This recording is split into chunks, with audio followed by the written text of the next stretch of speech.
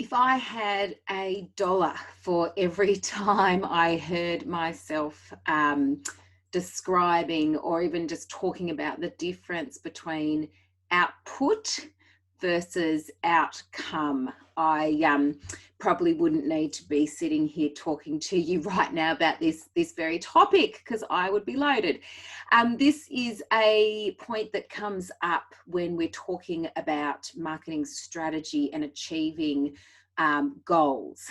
And it's a point that comes up with my clients all the time. But it also just comes up, I guess, as a point in business as well, because so many of the things that we can set ourselves to do are based on output or deliverables. But I guess my belief is that we actually make change and we create impact when we're focused not so much on the deliverables or the output, but the outcome. So I've got a few examples from the marketing point of view around some of the tactics that I often see are based around output as opposed to outcome, that I wanted to just kind of chat through today to I guess make my point around how to really kind of plan for marketing that creates impact to your bottom line.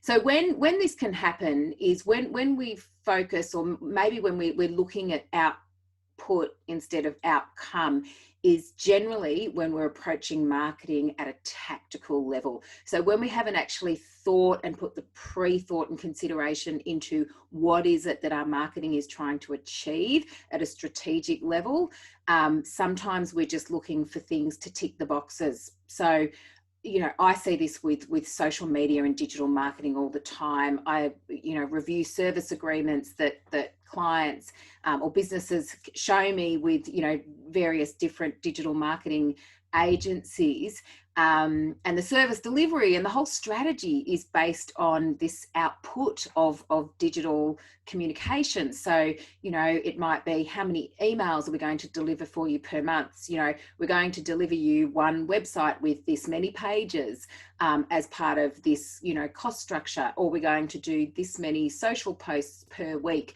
per platform, which I get, like, that's the tangible deliverables, and you need that in terms of understanding the frequency and the tangible aspect, I guess, of what is being delivered, and from a costing point of view and even an expectation point of view, that's a necessary piece of information and a necessary benchmark.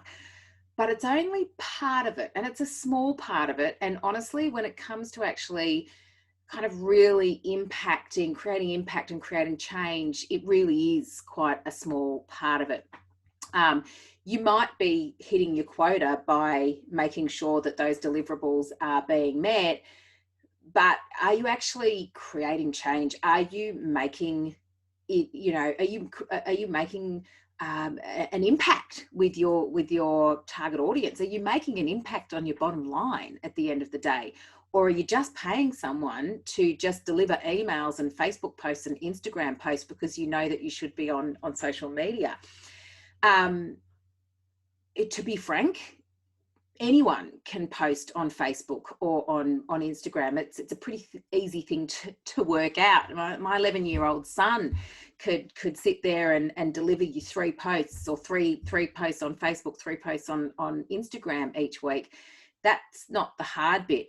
What is hard is actually working out how to use these digital channels to actually create a result. And that's where the marketing skills and the strategic planning comes on. And really, it's really only kind of, I guess, possible to achieve these bigger picture goals if you have an idea of what that bigger picture is. Outcomes need to be linked to objectives. And I know with all the marketing stuff that we do, any marketing goal or any marketing decision is linked to a business's objectives, a business's brand, and a business's customer. So if I go through the examples of some of the things, and I think I've just used a great example of where I see an output listed all the time as a deliverable. So, you know, we'll publish 3 posts and we'll do the one, you know, 7 stories and 1 video per week. And as I said, that's from a frequency and an expectation point of view, like document that information and agree upon that deliverable by all means, because that's an important part of the equation. But when you're signing off on that, that's not all. You know, what if all of those posts are rubbish? What if they're really flaccid? What if those posts are not actually getting any engagement? What if those emails that you're paying someone to do or getting your resource to do is not actually doing anything? They're not even being opened or clicked through or engaged with or noticed. You know, it doesn't matter that you're sending that stuff out each week if it's not actually doing anything. So you've got to know what it's supposed to be doing, but B, you've got to be measuring it more than just, okay, we sent the email this month, tick, done, marketing done, we've got marketing covered. Nah, let's look for, you know, how is this email driving engagement? How is it helping us increase our brand awareness? How is it helping us really cement our positioning, differentiate us from our competition, build a relationship with our community? You know, how is our social media actually encouraging engagement? And we should have some engagement benchmarks that go with the output. So, okay, we're going to do 3 posts per week via Facebook, Instagram, or whatever. But we want, as well as that, a 10% engagement of reach of those Facebook posts. With the emails, we're aiming for at least 25% or 40%, whatever your kind of benchmark is. We need to make sure that at 40% of our email database are opening those, and look at the content within those. Are we actually asking people to click through to our website or purchase something or listen to something? Then we need to measure whether that email is actually getting them to do that. Because if it's not, we are wasting our time and money. Now, the other thing, and if we go back to more traditional marketing, the other thing where I see a lot of businesses kind of are producing as an output as opposed to an outcome is the classic business brochure. You know, so many people will say, oh, I need a brochure and it needs to have, you know, information about this, and this, because people need like a tangible takeaway to take away from our business and information about our business. Now, if we look at the consumer for a little while, and look, this is blanket advice, it's obviously changes for industry to industry, but not many people hang on to brochures these days. Not many people will sit there and invest, I don't know, 10 minutes of their life reading your brochure, particularly if you're sitting there going, we do this and we do that and we do this and feature. If you're not actually engaging them within the content, your brochure's likely just to go into the recycling bin. The other thing, if we look at the consumer, is where are they getting their information? Are they collecting all the brochures? Or are they actually going online and doing the bulk of their research and reading on your website? And I get the tangibility. I absolutely encourage, you know, tangible items in your marketing plan. But let's rethink them, and let's rethink about how the consumer is going to use that piece of tangibility. One thing that we did for one of our clients who were producing a brochure, and at great expense, you know, and putting all the information that was on their website essentially onto this brochure. But when we actually sat back and went, they were a community transport organisation, when we actually sat back and said, what do we actually want our consumer, the recipient of this brochure, to do? What's the next action that we want the recipient of this brochure to take once they've consumed the information on this brochure? Where does it sit within our marketing funnel? Is it helping to position and differentiate us? Is it helping to actually create a bit more engagement? Or is this something that's actually designed to convert or drive people to the website to then convert there? Now, in this particular instance, it was actually to provide them a piece of communication so that they could easily convert and book their next trip. So rather than a brochure, we were like, well, why wouldn't we give them something like a fridge magnet? Because all we really want them to do is that these people already know us, they already trust us, they're already using us. We don't need them to have a brochure that they pop in their top drawer of their phone cabinet. We want them to actually have something that's front of mind with our phone number and our brand and our smiling faces looking back at them, our website if they want some more details, and a few of our social icons to remind them just to pop onto those. And a fridge magnet, stick it on the fridge somewhere that they'll actually get use out of that piece of tactile kind of communication from our brand. And that kind of that switch in thinking allowed us to produce something that was infinitely more valuable and useful for our customer, but also it was, you know, a much more effective, a cost-effective spend for us, as opposed to producing something because that's what we've always produced and it's another piece of output that we just wanted to tick off the list.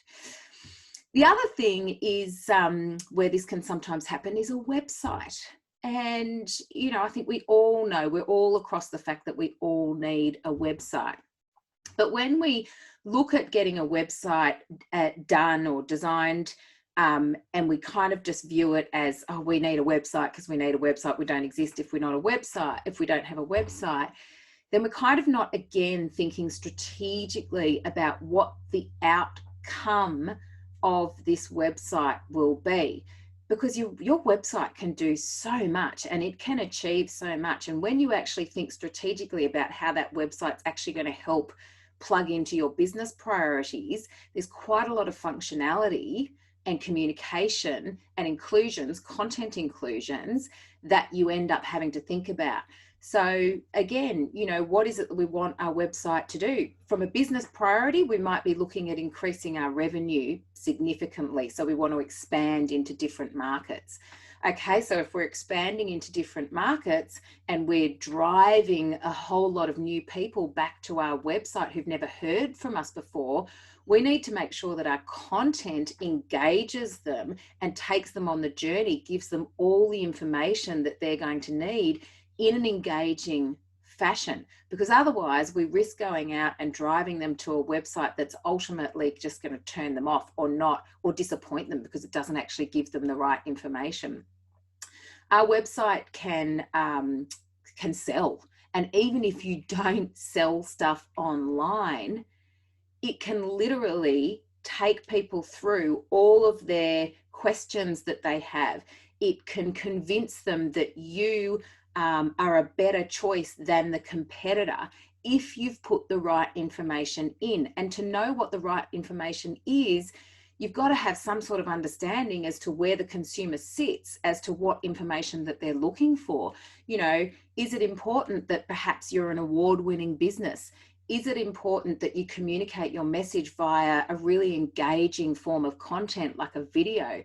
Do you need some explainer style videos? Do you need to, you know, make sure your copy is kept to a minimum because your target audience is really time poor and doesn't want to sit there reading waffles of text. They just want to kind of get that gut feeling that you're the right one for them. Are they a young audience or an older audience? Is it, are we talking about people with a disability? Are there special, you know, considerations that we need to make sure that our site is inclusive? All of this kind of stuff all relates back to your business objectives, your brand, and your customer. And unless you've actually thought about those people in the design of your output, which is your website, you risk not actually being able to drive outcomes. So they're just a couple of examples of where I see that output versus outcome scenario kind of pop up all the time. But it happens, you know, I think it happens with stuff that extends beyond marketing as well. But I hope that this has been something that helps you to kind of really rethink how you're designing your marketing and what outcomes your marketing might be able to achieve for you.